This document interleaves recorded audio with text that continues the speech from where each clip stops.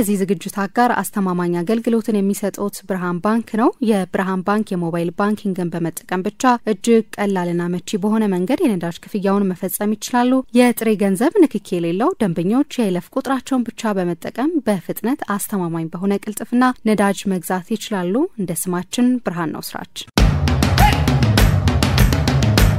ተመልሰናል አድማጮቻችን አራዳ ኤፍኤም 95.1 ላይ ትገኛላችሁ። የፖል ፖግባን ጉዳይ እንመልከት። ወደ ቀድሞ ብቃቱ ተመልሶና ይሆናል ብለናል አድማጮቻችን። እናንተው ይህንን ጉዳይ ከረጅም ጊዜያቶች በኋላ ነው ወደ ፕሮፌሽናል እግር ኳስ ተጫዋችነት የሚመለሰው። ይህንን ጉዳይ እንመልከት። ግን ለፈረንሳይ እግር ኳስም ጥሩ ይመስላል። ወደ ሞናኮ ነው ያቀናው። ልክ ነው፣ ወደ ሞናኮ ነው ያቀናው። ጋዜጣዊ መግለጫው ላይ የታየው ስሜቱ በሶሻል ሚዲያ ላይ በሳይበር ስፔሱ ላይ ብዙ ሲንሸራሸር የነበረ ነው። ልክ በይፋ የሞናኮ ተጫዋች መሆኑ ተረጋግጦ የስፖርት ዳይሬክተሩ ቲያጎ ስኩሮ ቢሮ ነው የፊርማ ኢቨንቱ የነበረው። ልክ ከመፈረሙ በፊት የነበረው ስሜት ግን በጣም ያስገርማል። ይሄ ማንም እግር ኳስን የሚጀምር ተጫዋች እንዲኖረው የሚመኘውን አብዛኛው ነገር ያሳካ ተጫዋች ነው። የዓለም ሻምፒዮን ነው። በዛ አስደናቂ ዩቬንቱስ ቡድን ውስጥ የተጫወተ 4 ስኩዴቶ ያሸነፈ ነው። ዩሮፓ ሊግ ያሸነፈ ነው። ለዩቬንቱስ 2 ጊዜ ለማንቸስተር ዩናይትድ ምናምን የተጫወተ ነው። ባሎን ዶር ምናምን ማሸነፍ ካልሆነ በስተቀር እና ቻምፒየንስ ሊግ መጨመር ካልሆነ በስተቀር ቻምፒየንስ ሊግ ፋይናልም ተጫውቷል ባያሸንፍም። ግን አንድ ልጅ ሆኖ በየትኛውም ሀገር ያለ ተጫዋች የፖግባ አይነት የእግር ኳስ ህይወት ይኖርሃል ቢባል ማንም ተጫዋች አይኑን ጨፍኖ የሚፈርመው አይነት ነው። ግን ያለፉት 3 አመታት አስቸጋሪ ነበሩ። ምናልባት ልክ ያንን ውል ከመፈረሙ በፊት የ2 አመት አዲስ ውል ነው የሰጠው ሞናኮ እና ምናልባት ስለመጣበት መንገድ ስላለፉት 3 አመታት ስለወጣ ወረዶቹ በግል ህይወቱም በስፖርታዊ ህይወቱም ስለገጠሙት ነገሮች ብዙ ያሰበ ይመስለኛል። እነዛ ሁሉ ነገሮች ምናልባት ፊቱ ላይ መጥተው ሊሆን ይችላል እንደ አይነት ስሜት ያየንበት ነው። የክለቡ ኢንሃውስ ሚዲያ ነው ያንን ምስል የቀረጸው። ምክንያቱም ለብዙሃን መገናኛዎች ሐሙስ መሰለኝ የመጀመሪያ ጋዜጣዊ መግለጫውን የሚሰጠው። ፖግባ በጣም ትልቅ ስም ነው። የሆነ ጊዜ ዓለም ውዱ ተጫዋች ነበር። የሆነ ጊዜ ከዓለም ምርጥ አማካዮች መካከል አንደኛው ነበር። የሆነ ጊዜ ዓለም ሻምፒዮን ነበር። የዓለም ሻምፒዮን የሆነው ቡድን መሪ ነበር። የዛ ቡድን የአንበለት ምልክት ማያደርገው አንበል ነበር። ምንም ጥያቄ የለውም። ፖግባ ደግሞ ድንቅ ነበር በዛ የዓለም ዋንጫ 2018 እና ቲያጎ ስኩሮ የሞናኮ ስፖርት ዳይሬክተር ይሄንን ማየት ውብ ነው ጓደኛዬ እና እዚህ ስላለህ ደስ ብሎናል። ይሄንንም ጉዞ አብረን ስለምናደርገው እንደዚሁ ላንተ ልዩ ቅጽበት እንደሆነ ለኛም እንዲያ ነው ማለት እና አንድ የመለሰው ነገር እሱ thank you for the trust ሰላምናችሁኝ አመሰግናለሁ ነው ያለው። ይሄንን ውሳኔ ስለወሰነ በጣም ደስ ይለኛል ፖግባ። ምክንያቱም ሌሎች ቀላል ውሳኔዎች ነበር። ወደ ሳውዲ መሄድ ይችላል ነበር። ሳውዲዎቹ ብዙ ሚሊዮን ይዘው እየጠበቁት ነበር። ግሎባል ስታር ነው ፖግባ። ስለዚህ ለሳውዲ ፕሮጀክት ይጠቅማል። ግን ስፖርታዊ ፈተና ነው የፈለገው። ያንን ሁሉ ሚሊዮን ትቶ ነው ለሞናኮ የፈረመው። ስፖርታዊ ፈተና ነው የፈለገው እና እንዲሁ ስታዩ በቃ ሲሪየስም ስለማይመስል አንዳንድ ጊዜ አለ አይደለም እንዲህ አይነት ኮሚትመንት አልጠበቅኩም ከሱ። የጠበቅኩት ወደ ሳውዲ ይሄዳል ወይ ወደ አሜሪካ ይሄዳል። ወደ ሳውዲ መሄድ ቀላል 32 አመቱ ነው እና አሁን የሚፈርመው ኮንትራት በኳስ ተጫዋችነቱ የመጨረሻው ትልቅ ኮንትራት ነው የሚሆነው። ከዚህ በኋላ ትልቅ ኮንትራት አይፈርምም። ለምሳሌ 1 አመት ምናምን ውል ሊፈርም ይችላል። ግን ይሄ የመጨረሻው ትልቅ ኮንትራት ነው እና ያንን እድል ነው ይሄንን የሚያደርጉ ተጫዋቾች ነው ያስቀምጡ። ለምሳሌ ሉካ ሞድሪች 40 አመቱ ነው አይደለም። ወደ ሳውዲ መሄድ ነው ቀላል።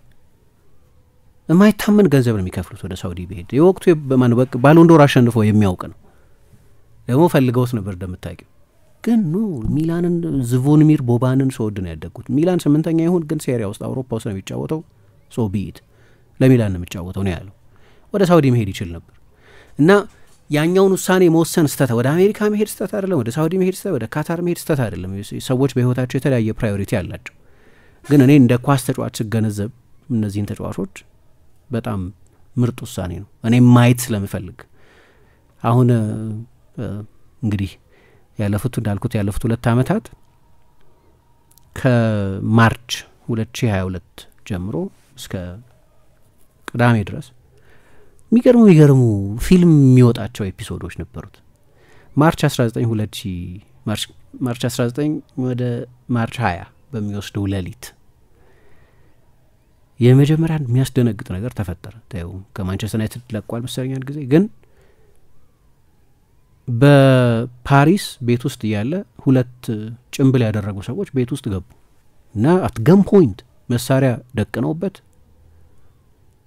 የ13 ሚሊዮን ዩሮ ገንዘብ ከሱ ለመውሰድ ነበር የሞከሩት። መሳሪያ ደቅነውበት በሌት ቤቱ ገብተው እና እነዚህን ሰዎች የሰደዳቸው ወንድሙ ነው ማቲያስ ፖግባ እና አብረውት ያደጉ 5 ጓደኞቹ ሆነው 13 ሚሊዮን ዩሮ ካልሰጠን እንገላለን አሉት አትገም ፖይንት ማታ። እና በማንም ሰው ህይወት ላይ እንዲህ አይነት ወንጀል ሲፈጸም ያስደነግጣል፣ ግን በወንድም ሲፈጸም ደግሞ የበለጠ ያስደነግጣል። በወንድም ሲደረግ የበለጠ ያስደነግጣል። በኋላ የፓሪስ የክሪሚናል ኮርት ወንድሙ ላይ የ1 ዓመት እስር ነው የወሰነው። አሁን ታርቀናል ብሏል፣ እናወራለን ብሏል። ሰሞኑን በነበረው አንድ ቃለ ምልልስ ላይ መጥፎ የህይወቴ ጥቁር ነጥብ ነው ግን ደምደም ነው ብሏል። ግን ሌሎቹ 5 አብረው አደግ ጓደኞቹ እስከ 8 ዓመት ነው የተፈረደባቸው እንዲታሰሩ። ከዛ ከዚህ ክስተት ከ9 ቀን በኋላ ነው ለመጨረሻ ጊዜ ለፈረንሳይ ብሔራዊ ቡድን ሲጫወት ያየ ነው። ማርች 29 2022 ደቡብ አፍሪካን 5-0 ሲያሸንፍ ኦሊቪዬ ዢሩን 65ኛው ደቂቃ ላይ ቀይሮ ገባ። ከዛ በኋላ ለ3 ዓመት አላየ ነው በሌብለ። ኖቬምበር 9 2022 ለዓለም ዋንጫ ደርሳለሁ ብሎ ዩቬንቱስ ቀዶ ሕክምና ማድረግ አለበት፣ ይሄ ጉዳት ያለ ቀዶ ሕክምና የሚድን አይደለም ብለውት እሱ ግን በኮንሰርቫቲቭ ሜዲኬሽን ያለ ቀዶ ሕክምና ማገገም ይችላሉ ብሎ አመነ። ምክንያቱም ቀዶ ሕክምና ካደረገ በቃ ዓለም ዋንጫ ያልፈዋል። ምክንያቱም ቀዶ ሕክምና ካደረገ በትንሹ 5 ወር 6 ወር የማገገሚያ ጊዜ ያስፈልገዋል። በኮንሰርቫቲቭ ሜዲኬሽን ግን እንደምንም በ2 ወር በ3 ወር ደርሳለሁ አለ። ግን ሳይሆን ቀር እና የዓለም ዋንጫ አለፈውና ከዩቬንቱስ ጋር ያለውንም ግንኙነት አበላሽቶበታል። ምክንያቱም ቅድሚያ የምትሰጠው ለዩቬንቱስ አይደለም ማለት ነው የሚል አስተያየት እንዲሰጡበት ስላደረገ ሴፕቴምበር 3 2023 እነዚህ በሱ ህይወት ውስጥ ቁልፍ የሆኑ ባለፉት 3 ዓመታት ያለፈባቸው ቀናት ናቸው። ለመጨረሻ ጊዜ ፖግባን በዩቬንቱስም በኳስ ተጫዋችነትም ሜዳ ውስጥ ያየ ነው ያኔ ነው።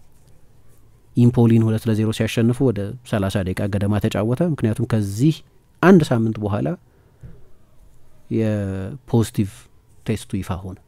የተከለከለ ንጥረ ነገር ተጠቅሟል በሚል ተከለከለ እና መጀመሪያ 4 ዓመት ነው የተቀጣው።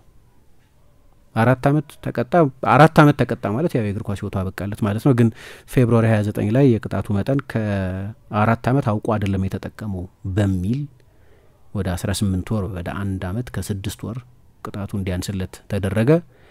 ይሄ የሆነው ኦክቶበር 4 2024 ላይ ነው። ኖቬምበር 15 2024 ላይ ከ6 ከ7 ወር በፊት ከዩቬንቱስ ጋር በጋራ መስማማት ምንም እንኳን እስከ 2026 ድረስ የሚያቆይ ኮንትራት ቢኖረውም ነገር ግን በጋራ መስማማት ኮንትራቱ እንዲቋረጥ ተርሚኔት እንዲደረግ ተደረገ። ማርች ላይ ነው እንግዲህ ቅጣቱ ያለቀው የ18 ወር ቅጣት ያለቀው። ከዛ በኋላ ወዴት ይሄዳል የሚል አንዳንዶቹ ጭራሽ በቃ ወደ ኳስ አይመለስም የሚሉ ሰዎች ነበሩ። 3 ዓመት ሙሉ ኦልሞስት አልተጫወተም እና እንዳልኩት 2022 ላይ ስለነበር ለመጨረሻ ጊዜ የተጫወተው ብዙ ክለቦች ሪስክ መውሰድ ፈርተው ነበር። ግን የዛ ረጅም ጨለማ ዋሻ መጨረሻ ቅዳሜ ሆነና ለሞናኮ ፈረመ። እኔ አዝናለሁ ለፖል ፖግባ፣ ምክንያቱም ፖቴንሻል ዋይዝ ፖቴንሻልን ብቻ ከወሰድን በጣም ድፍረት ሊሆን ይችላል። በ20 ዓመት እንደ ፖግባ አይነት ተጫዋች አላየሁም እኔ ባለፈው 20 ዓመት ፖቴንሻል ለምን ኦፍ ኮርስ ፖቴንሻሉን በዩቬንቱስ ኖሮታል። ደግሞ በዩቬ የመጀመሪያ ቆይታው ላየነው ሰዎች ማይታመን ተጫዋች ነው የነበረው። ማድረግ የማይችለው አንድ ነገር የለም ፖግባ። አንድ አማካይ እንዲያደርግ የምንጠብቀው ፖግባ ማድረግ የማይችለው ነገር የለም። ሲሪየስ ላይሆን ይችላል ምናምን፣ ግን በደህና ፕሮጀክት ውስጥ ደንበኛ ተጫዋች እንደሆነ በዩቬንቱስ አሳይቷል። ከዓለም ምርጥ አማካዮች አይደለም ከዓለም ምርጥ ተጫዋቾች መካከል አንዱ ነበር።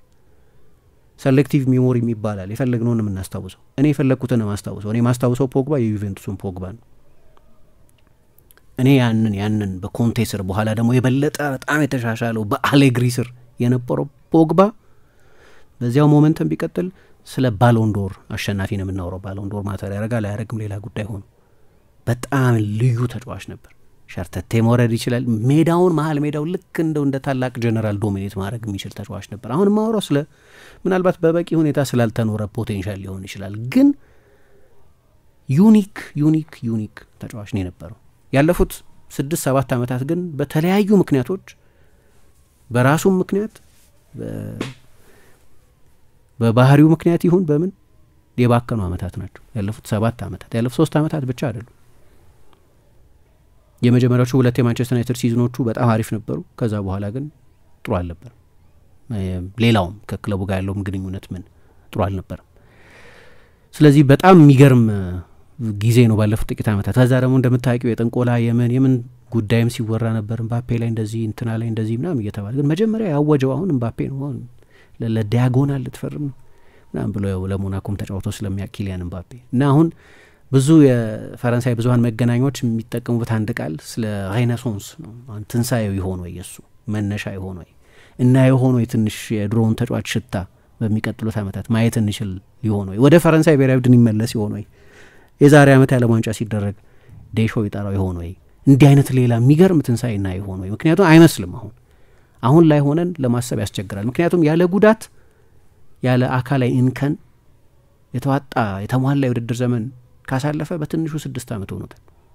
2018-19 የውድድር ዘመን ላይ የማንቸስተር ዩናይትድ ተጫዋች በነበረበት ጊዜ ነው ብዙ ጉዳት ሳይፈትነው የተሟላ የውድድር ዘመን ያሳለፈው። እንግዲህ ልምድ ፈልጓል ሞናኮ። እሱም ብቻ አይደለም። አንሱ ፋቲ ነገ መሰለኝ ይፋ ይሆናል እየተባለ ያለው ከባርሰሎና ይመጣል። ኤሪክ ዳየርን ከባየር ሚኒክ የቀድሞ የቶተንሃም ተጫዋች ወስደውታል እና 13 የኔሽንስ ሊግ እና የዓለም ዋንጫ የማጣሪያ ጨዋታዎች ላይ በሰኔ መጀመሪያ ያልተሳተፉ ተጫዋቾች የመጀመሪያ ልምምዳቸውን አድርጓል። በላቱርቢ ወይ በክለቡ የልምምድ ማዕከል አካባቢ ከነዚህ ተጫዋቾች ጋር ሲያወጋ ምናምን አይተነዋል። እነ አሌክሳንደር ጎሎቪን፣ ካዮ ኤንሪክ፣ ሞሐመድ ሳሊሱ፣ ፍሎሪያን ባሎጉን አይነት ተጫዋቾች አብሮት ይታዩ ነበር። ባለፈው ምን ያህል ጊዜ ይወስዳል? የተጫዋቹ የፊትነስ አሰልጣኝ የነበረው ሰው በአሜሪካን ፉትቦል፣ በቤዝቦል፣ በፉትቦል ያሉ ሰዎችን በሙሉ የፊትነስ ልምምድ የሚያሰራ በጣም የታወቀ ባለሙያ ዱግላስ ኮስታ የሚባል ብራዚላዊ ነው። በቅርብ ጊዜም እንደ ኒኮላ ፔፔ ወደ ቪያሪያል ከመሄዱ በፊት የቀድሞ የአርሰናል ተጫዋች ዱግላስ፣ ሌሎችም ተጫዋቾች ሮጀር ካይብ ሮድሪጌስ ነው የሚባለው ባለሙያው እና በማያሚ ካሉ በጣም የታወቁ የፊትነስ ባለሙያዎች መካከል አንደኛው ነው። ሌኪፕ አነጋግሮት እኔ 13 ዓመት ሰርቻለሁ አለ እና ከተለያዩ የስፖርት ዘርፎች ብዙ አትሌቶችን ወደ ፊትነሳቸው ወደ እግር ኳስ እንዲመለሱ ወደ ሌሎች ስፖርቶች እንዲመለሱ የማዘጋጀት ስራ ሰርቻለሁ፣ ግን እንደ ፖግባ አይነት አቲቲዩድ የነበረው ተጫዋች አላየሁም አለ። አሁን ወደ ልምምድ ለመምጣት የነበረበት ቁርጠኝነት ያስገርማል። እና ሲጀመር ሂደቱን ከስክራች ነበር መጀመር የነበረብን። ምክንያቱም የመጀመሪያዎቹን 2 ወራት ጂም ብቻ ኳስ ሳይነካ ጂም ብቻ መስራት ነበረበት። እንደገና መስሉ ከእንቅስቃሴ ጋር ያዳፕት እንዲያደርግ ለማድረግ የኤሮቢክ ቤዝ፣ የሞቢሊቲ፣ የፍሌክሲቢሊቲ፣ የጥንካሬ የምን ልምምድ ሳሰራው ነበር አለ። ከዛ ቀስ እያለ ይሄንን ከጨረስን በኋላ የጂም ስራ ከጨረስን በኋላ ወደ ስፕሪንቲንግ፣ ወደ መሮጥ፣ ወደ ፍጥነት ሩጫዎች ወደዛ ሄደን ኳስ ቶሎ አልነካም፣ ወራት አልነካም። ኳስ የሌለበት ልምምድ ነው መጀመሪያ ረጅም ጊዜ ሲሰራ የቆየው። ከዚያም ኳስም ሲሆን 1-2 ፓሲንግ ምናምን ብቻ በጣም ረጅም ጊዜ የወሰደ ነው። አሁን ወደዚህ ሲመጣ ብዙ ዋጋ መክፈል ነበረበት ይሄንን ለማድረግ። ለነገሩ በኢንስታግራሙ ላይ ሁሌም ፖስት ያደርግ ስለነበር ቦዝኖ እንዳልነበር ማየት ትችላለች። በደንብ እንግዲህ የማች ፊትነስ አለ ወይ አላቅም እና የሚገርም አቲቲዩድ ነበር ያየሁት ይላል ስለሱ ሲናገር። ድንገት ግን ማያሚ ልምምድ ይሰራል። ማያሚን የከረመው እንደምታውቂው። ከዚያ ድንገት በንግድ ጉዳዮች በጉዞ በምናምን ጉዳይ በሚሄድበት ጊዜ ይከተለው ነበራል። በየሄደበት የዓለም ክፍል አብሮት እየተከተለ ነው እስካሁን ድረስ ሲያዘጋጀው የቆየው። ግን የምናወራው ባለፉት 3-4 ዓመታት ብዙ ስላልተጫወተ ተጫዋች ነው። ጥቂት ብቻ ስለተጫወተ ተጫዋች ነው። ግን በብዙ ምክንያቶች እንግዲህ 900 ይፋዊ ጨዋታ ካደረገ 900 ቀን ሆኖታል። 900 ቀን በጣም ረጅም ጊዜ ነው። ሞናኮን መምረጡ የብልህ ውሳኔ ይመስለኛል። ሞናኮ በቅርብ ጊዜ የበርካታ ተጫዋቾችን የእግር ኳስ ህይወት ወደ ትራኮ የመለሰ ነው። የዛሬ 20 ዓመት ሮናልዶ ወደ ሪያል ማድሪድ ሄደ። ሮናልዶ ናዛሪዮ የዛሬ 22 ዓመት 23 ዓመት ከ2022 የዓለም ዋንጫ በኋላ ፈርናንዶ ሞሪየንቴስ ድንገት ቦታውን ተቀማ። ራውልና ሞሪየንቴስ ነበሩ የሪያል ማድሪድ 9 ቁጥሮች። ከዚያ እድል ፍለጋ ወደ ሞናኮ መምጣት ነበረበት። ዲዲዬ ዴሾ ያሰለጥናቸው ነበር። ዳዲዮ ፐርሶ፣ ሉዶቪክ ጁሊ ምናምን የነበሩበት ያ ቡድን፣ ፓትሪስ ኤቭራ የነበሩበት ያ ቡድን ውስጥ ቡድኑን ተቀላቀለ። ፍላቪዮ ሮማ እንደዚህ አይነት ተጫዋቾች እና ቻምፒየንስ ሊግ ፋይናል ደረሰ። ሪያል ማድሪድን በቤርናቤውን በስታድ ሉዊደም ጎል አስቆጥሮ አስወጥቶ ጭምር።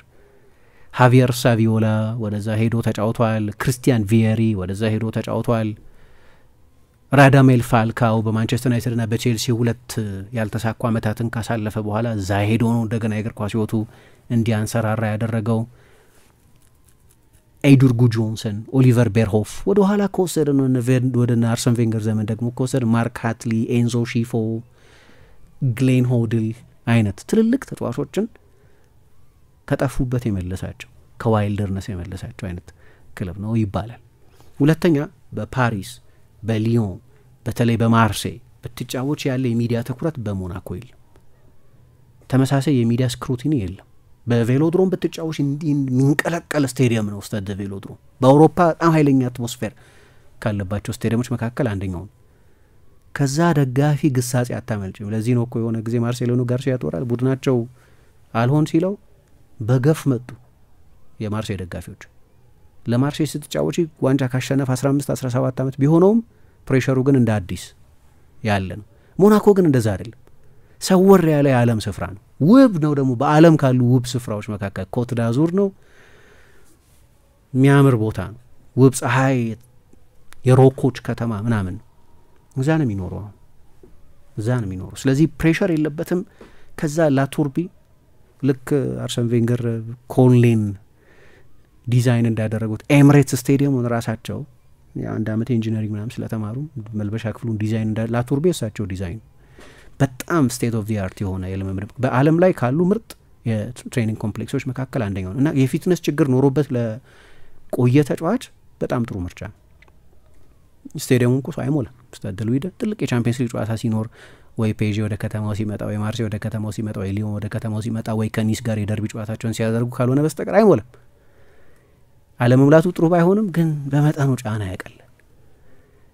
ስለዚህ ለሱ በጣም ጥሩ ምርጫ ይመስለኛል። ከዛ ደግሞ በአውሮፓ 5 ሊጎች ውስጥ በቻምፒየንስ ሊግ ለሚጫወት ቡድን ነው። ቻምፒየንስ ሊግ ላይ እናየዋለን። ለዴሾ ማተር ያደርጋል። በሊግ የምትጫወቺ ከሆነ ወይም በፈረንሳይ ሊግ የሚጫወት ተጫዋች ለፈረንሳይ ብሔራዊ ቡድን ለመጠራት ሁሌ ባያደርገውም ግን ቻምፒየንስ ሊግ መጫወት አለበት ይላል። ፖግባን ቻምፒየንስ ሊግ እናየዋለን። ላለፉት 2 ሲዝኖች ከ1 እስከ 3 ባለው ስፍራ ያጠናቀቀ ደህና ፐርፎርም የሚያደርግ ቡድን ውስጥ ነው። ለሞናኮ ሪስክ ነው። ከባድ ሪስክ ነው። ግን ብዙ ወጣት ተጫዋቾች አሏቸው። ማግኘት ሳክሉሽ፣ ኤሊየስ ቤንሴጊር አይነት የሱ መኖር የሱ ልምድ መኖሩ የሚጠቅማቸው ወጣት ተጫዋቾች አሉ። የነሱ ኤክስፒሪየንስ የሚጠቅማቸው ግን ለሊገም በጣም ጥሩ ነው። ሊጋ ባለፉት አመታት ኔይማር ለቀቀ፣ ሜሲ ለቀቀ፣ ምባፔ ለቀቀ፣ ሱፐርስታሮች ናቸው እነዚህ። የነዚህ ተጫዋቾች መልቀቅ ደግሞ ያንን ስታር አትራክሽን አሳጥቶታል። ገናና ስም ያለው ከዓለም ጫፍ እስከ ዓለም ጫፍ የሚታወቅ ብዙ ተጫዋች የለም አሁን በሊጋ። የፖግባ መምጣት ለሊጋ በጣም ጥሩ ዜና ነው። ምክንያቱም አሁን አዲስ የቴሌቪዥን መብት ስምምነት ለመፈጸም እየተነጋገሩ ስለሆነ በዛም ያግዛቸው ይሆናል። በሁሉም አንግል ካየ ነው በጣም ጥሩ ነው። ዴሾ ተቀጥቶም ለ4 ዓመት ተቀጥቷልን በተባለበት ጊዜ አልተወም። ራሱ ብዙ ጊዜ እንደሚናገረው በየጊዜው አፕሮች ያደርገዋል። ይወደዋል፣ በጣም ይወደዋል። በፈረንሳይ ብሔራዊ ቡድን ካምፕ ቁጥር 1 ተወዳጅ ተጫዋች ፖግባ ነው ይባል ነበር። አንድ ጊዜ ጁሊያን ሎረንስ ለኤስፔን አንድ አርቲክል ጽፎ ነበር። ሳይኖር ሲቀር የፈረንሳይ ካምፕ ይቀሰቅዝበታል የሚል አስተያየት ሰጥቶ ስለነበር መኖሩ የሚጠላ ይመስለኝ። በዛ ላይ የሱም ፓስ ምባፔ ከዛ በኋላ አላገኘው። ለፈረንሳይ ብሔራዊ ቡድን ባለፉት ጥቂት ዓመታት ሰፈር ሲያደርግ ነበር። ፖግባ በጥቂቱ ከተመለሰ የድሮውን ብቃቱን 67% ካየን ለእግር ኳስም ጥሩ ዜና ይመስለኛል። ለኔ በጣም ኤክሳይት የሚያደርገኝ ዜና ነው። የምወደው ተጫዋች ስለሆነ የዚህ ዝግጅት አጋር አስተማማኝ አገልግሎትን የሚሰጡት ብርሃን ባንክ ነው። የብርሃን ባንክ የሞባይል ባንኪንግን በመጠቀም ብቻ እጅግ ቀላልና መቺ በሆነ መንገድ የነዳጅ ክፍያውን መፈጸም ይችላሉ። የጥሬ ገንዘብ ንክኪ የሌለው ደንበኞች የይለፍ ቁጥራቸውን ብቻ በመጠቀም በፍጥነት አስተማማኝ በሆነ ቅልጥፍና ነዳጅ መግዛት ይችላሉ። እንደ ስማችን ብርሃን ነው ስራችን።